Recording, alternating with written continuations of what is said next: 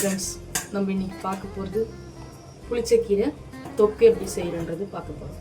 அதுக்கு தேவையான பொருட்கள் ஒரு அதுக்கு தேவையான பாத்திரம் எடுத்துக்கோங்க. 10 பல்லு பூண்டு,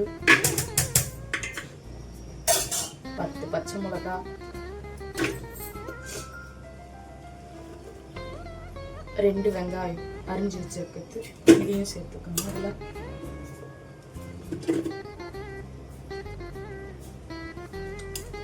2 தக்காளி இதையும் சேர்த்துக்கோங்க. ஒரு லெமன் சைஸு புளி அதையும் சேர்த்துட்டு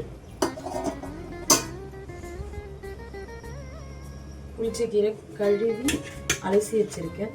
இதை வந்து இதில் சேர்த்துக்கலாம்.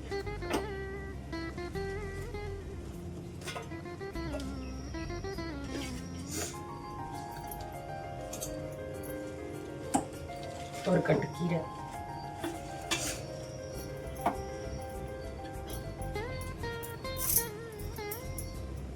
ஒரு கட்டு கீரைக்கு தேவையான பொருட்கள் தான் நம்ம இப்போ எடுத்திருக்கோம்.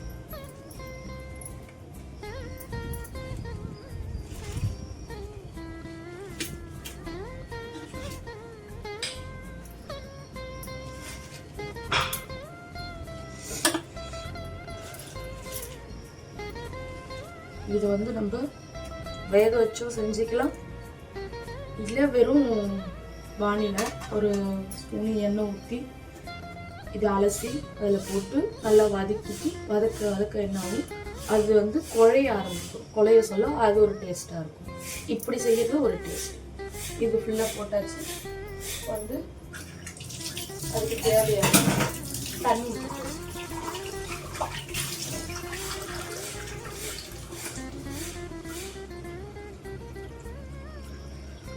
ஒரு டம்ளர் 2 டம்ளர் தண்ணி ஊற்றப்போம். இந்த கீரைக்கு அந்த தண்ணி போதும். ஏன்னா இந்த தண்ணி கீரையை வந்து வேக சொல்லும், அதுலேருந்து தண்ணி வரும். அந்த தண்ணியும் இது கரெக்டாக இருக்கும். இப்போ வந்து ஸ்டவ் ஆன் பண்ணி அடுப்பில் வச்சுக்கலாம்.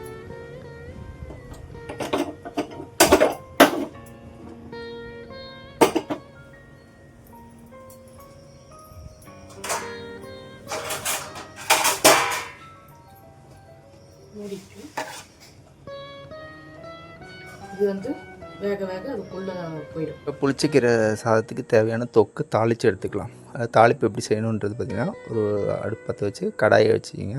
கடாய் வந்து நல்லா சூடாகணும். நல்லா சூடானதுக்கப்புறம் தான் எண்ணெய் ஊற்றணும். எண்ணெய் வந்து 4 குழிக்கரண்டி எண்ணெய்.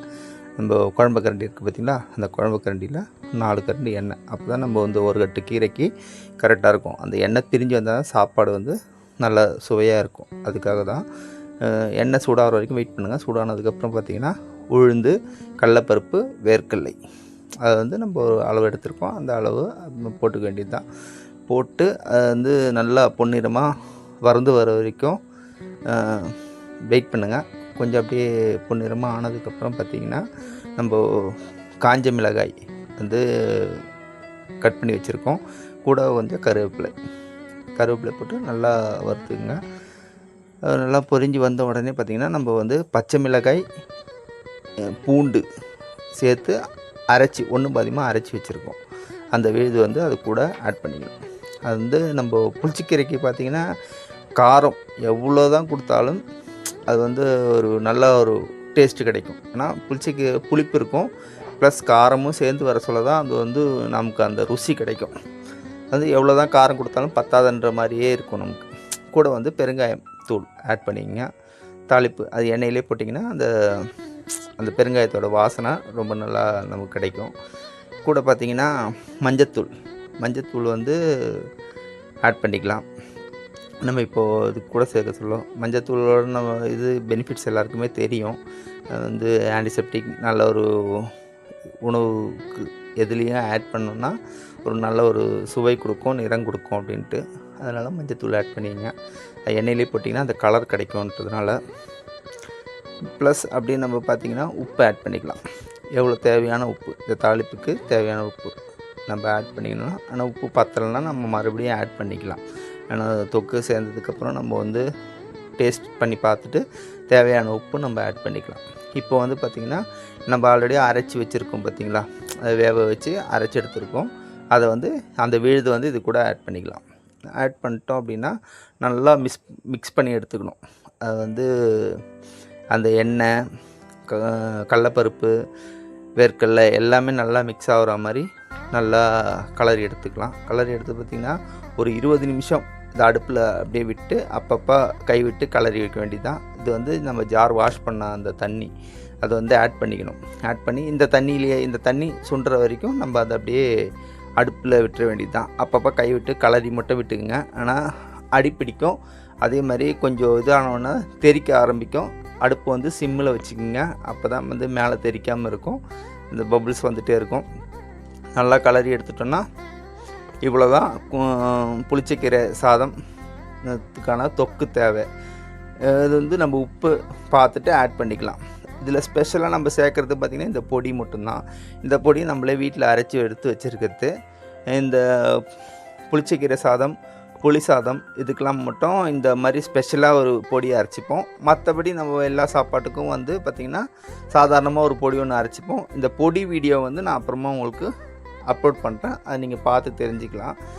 இவ்வளோ தான் நம்ம வந்து புளிச்சக்கீரை சாதத்துக்கு தேவையானது. நம்ம செய்ய வேண்டிய விதமும் இது தான். இது வந்து அப்படியே ஒரு 20 நிமிஷம் காரம் வந்து பார்த்து நீங்கள் பச்சை மிளகா வேணால் போட்டுக்கலாம். இப்போ நான் காரம் செக் பண்ணிட்டேன். காரம் கொஞ்சம் கம்மியாக இருக்கிறதுனால பச்சை மிளகா ஆட் பண்ணிக்கினேன்.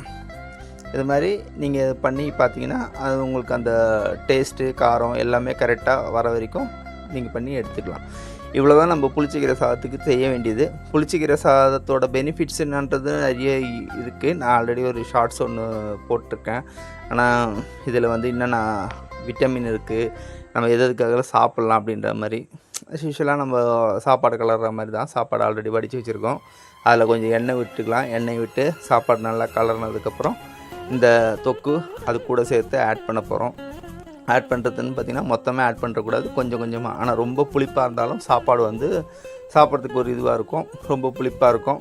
அதனால் தேவையான அளவுக்கு சேர்த்துக்கலாம். மீதி இருந்ததுன்னா நம்ம எடுத்து வச்சோன்னா இட்லி, தோசை அது மாதிரி ஏதாவது கூட நம்ம தொட்டுக்கிட்டு கூட சாப்பிட்லாம். ஆனால் இந்த கோங்குரா சட்னி எல்லாம் சொல்லுவாங்களா, கிட்டத்தட்ட அதே மாதிரி தான் இருக்கும். ஆனால் டேஸ்ட்டு மட்டும் டிஃப்ரெண்ட்டாக இருக்கும்.